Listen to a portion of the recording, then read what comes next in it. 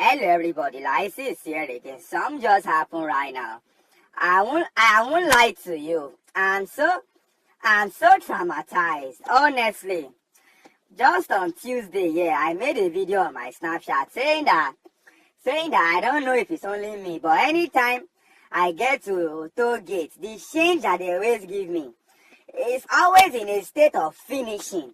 Currency that I can't spend. Money that I've given as if aeroplane climb it. Now I'm hearing that the sport utility vehicle will be paying how much? How much? You know what? To me, it's very simple.